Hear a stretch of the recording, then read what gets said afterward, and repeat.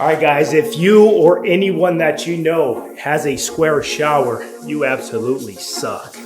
Guys, we're gliding into a radius shower here, guys. This is a 101.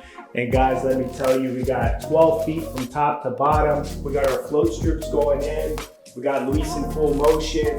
We got our template here, which gives us the ability to know that we are actually going in a perfect radius. So when we do install that tile on our substrate here, which is gonna be a wall float, it's gonna let us just glide instead of having a bunch of indents in there. So this template was actually cut by my buddy Ross, and we put our float strips up. That's what Luis is doing right now. So that gives us really the foundation of our walls. He put the level up, we're nice and leveled.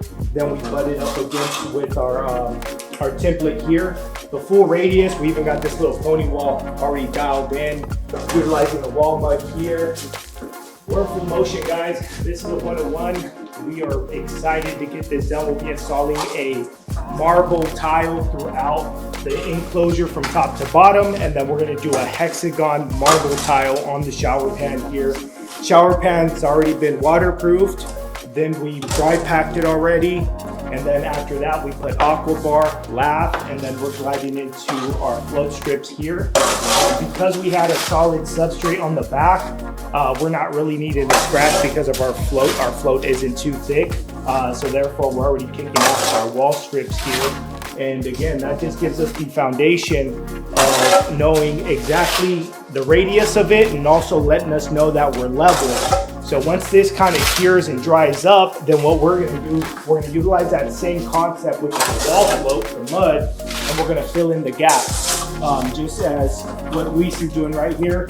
He's getting ready to put that float strip up, plastering that wall float on the wall there, up against that lath, and that lath really helps us grab onto that wall mud there. And then behind it is like a what you call an aqua bar, which is like a moisture resistant type of paper. So we overlap it, so everything from the top to the bottom overlaps about 4 to 6 inches.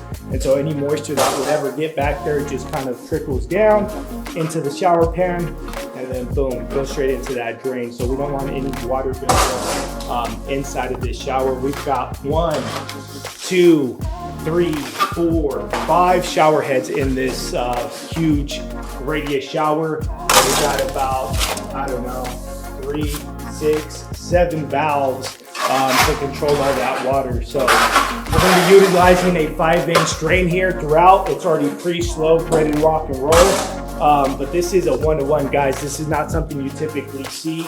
And I think that's what we're known for, magazine-worthy showers, guys, here in the desert. So we got a full team in motion. We got Dario back here being shy. Come on in. And then we got Luis here in full motion, guys. So we're at it. What's going on, guys? We are in full motion here at our radius shower, kicking off content, and we're floating these walls. I can't wait till this one's done, guys. Stay tuned for this one. We are very, very excited. So we're shooting content, we're floating, we're putting sticks up. We got Luis, Dario in motion. We got Chris Jewett behind the scenes here, shooting content. It's a full day today here at Umatala Design. We're just excited. All of you guys are excited. Drop a comment.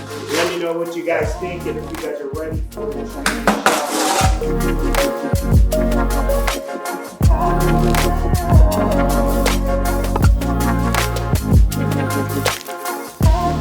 So he's using his hawk and his flat trowel to apply that wall mud there.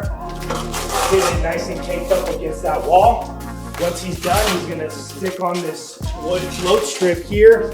It's nice and wet already, so they kind of moisten it up a little bit so it kind of sticks to it. And I think he's already in motion. I got one right here, Luis. Okay, boom. So he's just gonna drop that in there. If you look on the bottom here, we got that radius. So we wanna make sure that the radius, the front of it touches. So he's gonna bang that in, make sure we're level, drop it down. So then he'll butt up that template that we cut. It's a perfect radius. And so we're gonna have a world full of tile in here, guys. So stay tuned for this one. But we're very, very excited, guys. And again, we stand by our slogan, as you can see. We are ready.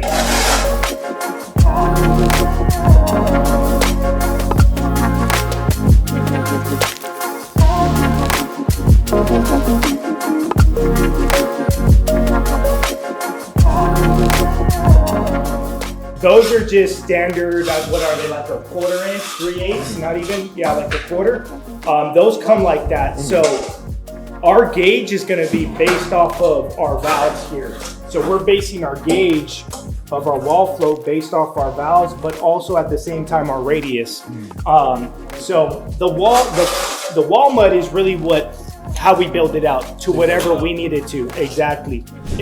So technically the wall float method, we're manufacturing these walls on site. You know, we're manufacturing, so if this wall was literally like out of whack, pretty wavy, we're controlling how flat and how level we want that wall by applying our float strips. So the float strips is really a guide to let us know that we're level. And that's what we put up our level against. And then that dictates, okay, we're solid. Once on this one here, at the end, we're gonna score it on each side. We're gonna pop those out, and then that's gonna be pretty much our finished float behind this strip here.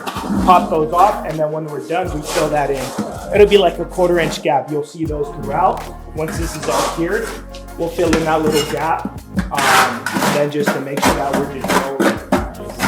Yeah, so these strips won't stay on the walls? No, these get popped out. It's really just part of the process, just to get a temporary foundation when we do this wall float here.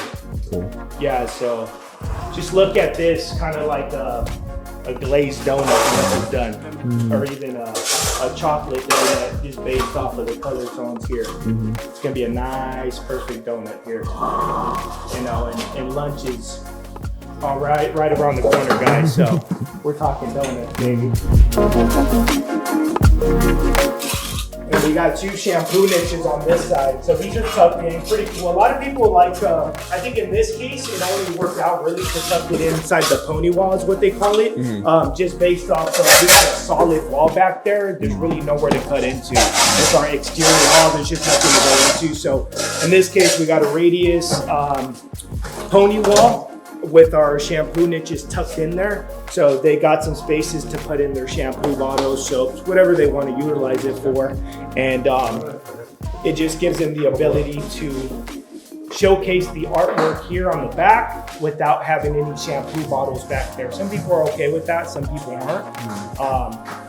But yeah, this is gonna be, man, I'm telling you, this one's gonna be a 1-to-1. And then we've got slabs going on the top of this pony wall, dropping down onto that curb, back into the pony wall.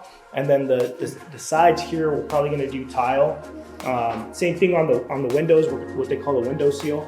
We're gonna do the slabs on the top, and then our insides are gonna be tile as well. This is gonna have a full radius glass.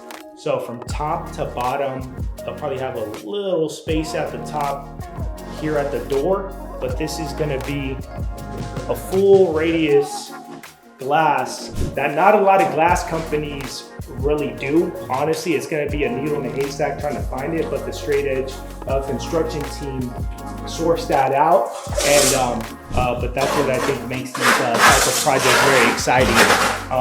It's just doing these very custom 1-to-1s, something that most people probably wouldn't think that is possible, but if you're able to accomplish it, it's definitely for the books, I would say.